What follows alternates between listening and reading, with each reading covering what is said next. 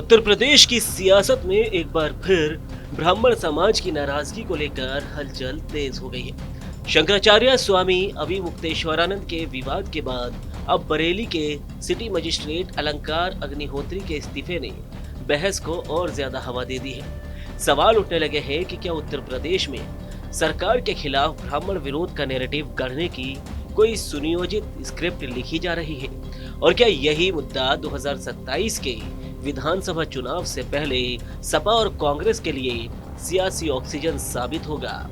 UCG bill और स्वामी अविमुक्तेश्वरानंद विवाद को लेकर इस्तीफा देने वाले सिटी मजिस्ट्रेट अलंकार अग्निहोत्री का मामला अब सिर्फ प्रशासनिक नहीं बल्कि सियासी बन चुका है।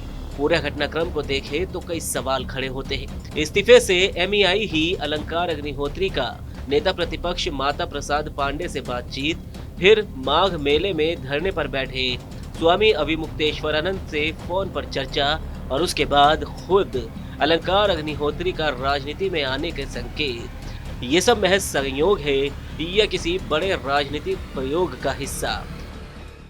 इसमें आप देखेंगे एक अरसे से उत्तर प्रदेश में ब्राह्मण विरोधी अभियान चल रहा है, और आपने कई इंसिडेंट देखे होंगे। ब्राह्मण की जेल में डिप्टी जेलर ने पीट पीट के हत्या कर दी, और आपने खुशी दुबे प्रकरण देखा होगा।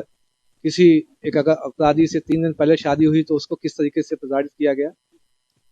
इसी तरीके से जो थाना था उसमें विकलांग की पीट पीट के हत्या कर दी गई, और ऐसे कई अन्य प्रकरण हैं जो समाज के प्रति जो हुए हैं, घटित प्रकरण हुए हैं। इनमें से अभी 2 हफ्ते पूर्व ही जो हमारे मौनी अमावस्या में जो स्नान था,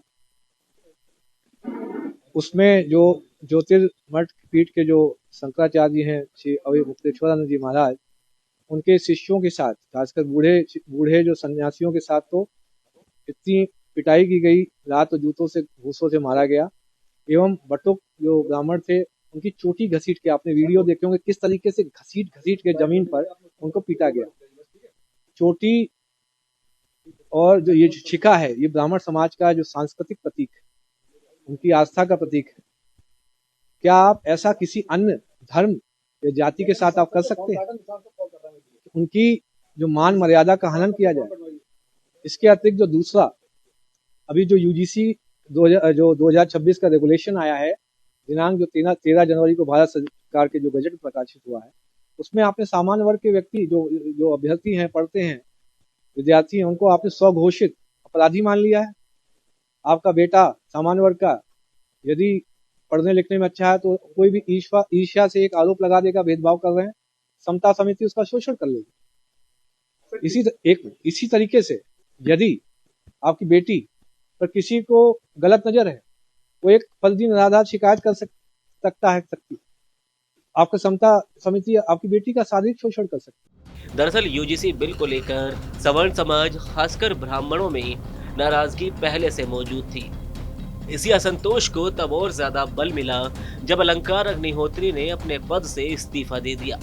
भले ही सरकार ने उनका इस्तीफा नामंजूर कर उन्हें सस्पेंड कर दिया हो, लेकिन अग्निहोत्री का आरोप सीधा है, योगी सरकार ब्राह्मण विरोधी है। यही आरोप शंकराचार्य स्वामी अविमुक्तेश्वरानंद भी लगातार दोहरा रहे हैं, जो सरकार को सनातन और ब्राह्मण विरोधी बता रहे हैं। बरेली के डीएम ने अपने सिटी मजिस्ट्रेट के पद से त्याग पत्र देकर के ये सिद्ध कर दिया कि जो कुछ प्रयाग में हुआ है वो बहुत गहरी चोट हृदय को लगाने वाला है। इतनी गहरी कि इतना बड़ा पद भी आदमी छोड़ दे रहा है। लोगों के मन में बहुत बड़ा दुख है इस बात का पैमाना बन गया उनका इस्तीफा। ठीक है, वो भी एक मुद्दा है। हिंदू धर्म को आपस में लड़ाने का उपक्रम है। ऐसा कानून ले आओ जिसमें हिंदू एक जाति दूसरी जाति के साथ ताल ठोंक के खड़ी हो जाए, एक दूसरे को नीचा दिखाए और आपस में लड़के मर जाए। हिंदू धर्म को समाप्त करने का षड्यंत्र है ये सब। ये वो सरकार कर रही है जो अपने आप को हिंदू सरकार कहती है। जब कोई व्यक्ति काम पर रहता है, उसको काम खाली हो जाता है तो खाली मन शैतान का घर हो जाता है। तो हम नहीं चाहते हैं कि खाली होने के बाद उनके मन में कोई दूसरी बात आए, और इस समय उनके मन में दुख भी है, क्षोभ भी है, आक्रोश भी है। तो इसलिए हमने उनको एक काम पकड़ने के लिए आमंत्रित किया कि आइए धर्म के क्षेत्र में कार्य करिए, और धर्म के क्षेत्र में बहुत बड़े बड़े काम हैं। पूरा विश्व का जो रिस्ट्रिक्शन हम लोगों के पास है, काम करें, क्या दिक्कत है।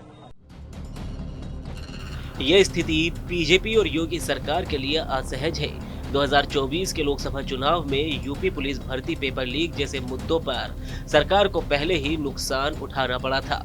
अब 2027 के विधानसभा चुनाव से पहले शंकराचार्य विवाद और अलंकार अग्निहोत्री प्रकरण ने विपक्ष को एक नया मुद्दा दे दिया है।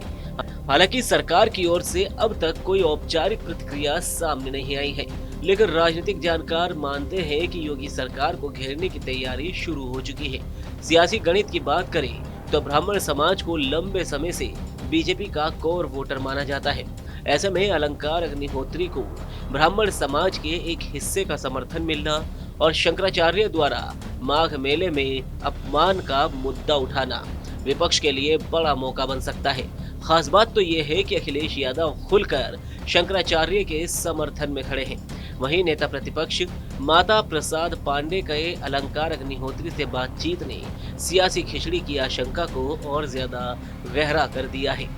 अगर ब्राह्मण समाज का एक बड़ा तबका बीजेपी से दूरी बनाता है तो इसका असर पूर्वांचल से लेकर पश्चिमी उत्तर प्रदेश तक देखने को मिल सकता है। यही वजह है कि विपक्ष इस मुद्दे को पूरी ताकत से भुनाने की कोशिश में है। आपको बता दें कि हाल ही में हरियाणा दौरे पर मुख्यमंत्री योगी आदित्यनाथ ने बिना नाम लिए स्वामी अभिमुक्तेश्वरानंद पर निशाना साधते हुए काल नेमी शब्द का इस्तेमाल किया था। इसके जवाब में शंकराचार्य ने भी पलटवार किया और यहाँ तक कह दिया कि मुख्यमंत्री ने अब तक उनसे फोन पर बात क्यों नहीं की। इतना ही नहीं, डिप्टी सीएम केशव प्रसाद मौर्य की तारीफ कर उन्हें मुख्यमंत्री पद के योग्य बताना भी सियासी संदेश के तौर पर देखा जा रहा है। अब सवाल यही है कि क्या ब्राह्मण असंतोष को एक संगठित राजनीतिक नैरेटिव में बदला जा रहा है? क्या शंकराचार्य और अलंकार अग्निहोत्री के मुद्दे सपा और कांग्रेस के लिए 2027 में गेम चेंजर साबित होंगे या फिर बीजेपी समय रहते इस सियासी आग को बुझा लेगी? जवाब फिलहाल वक्त के गर्भ में है, लेकिन इतना तो तय है कि उत्तर प्रदेश की राजनीति में 2027 की स्क्रिप्ट लिखी जाने लगी है।